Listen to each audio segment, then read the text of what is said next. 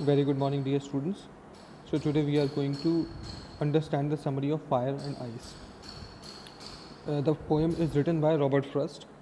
Robert Frost's poem Fire and Ice is a strong symbolic poem where fire is used as the emotion of desire and ice that is of hatred. Okay, जो poem है उसमें fire को use किया गया है किस लिए?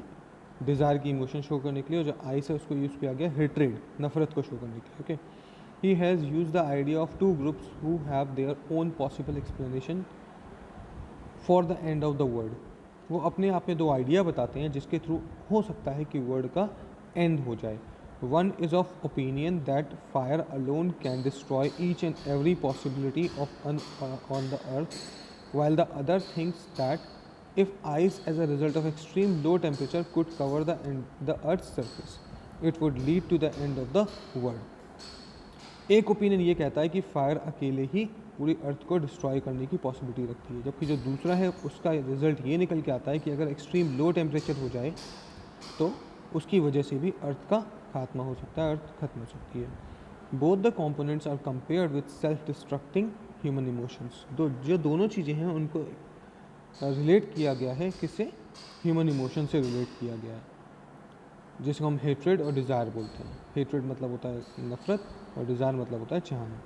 The poet is originally of the opinion that he has been very close associated with the fiery desires and considers it capable of bringing human beings on the verge of destruction. जो poet है वो ये कहते हैं कि उनके हिसाब से उनको ऐसा लगता है कि फायर की जो डिज़ायर्स हैं, ओके, वो सबसे ज़्यादा ख़तरनाक है और वही ह्यूमन का डिस्ट्रक्शन का कारण बन सकती है. But then he thinks that icy hatred is just as capable of ruining humans, though slowly and steadily. लेकिन फिर वो ये कहते हैं और सोचते हैं कि आइसी हेट्रेड मतलब जो आइस वाला हेट्रेड उन्होंने बताया है उसकी वजह से भी ह्यूमन र्यून हो सकते हैं, बर्बाद हो सकते हैं. वो लेकिन कैसे होगा? वो स्लोली और स्पीडली होगा. Therefore if earth was to end twice it would be just as good as fire. इसलिए अगर अर्थ को दोबारा से डाई होना है तो दोबारा से वो किससे डाई होगा? फायर से.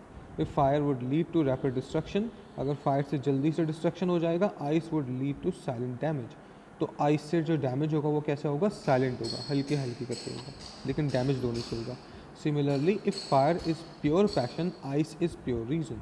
अगर हम ये बोलें कि फायर जो है वो प्योर पैशन है, ओके, तो आइस क्या है? एक प्योर रीज़न है डिस्ट्रक्शन का. Thus the poem very artistically underpins the philosophy that we let our emotions rule, and if we don't control them they will surely bring us all on the verge of chaos.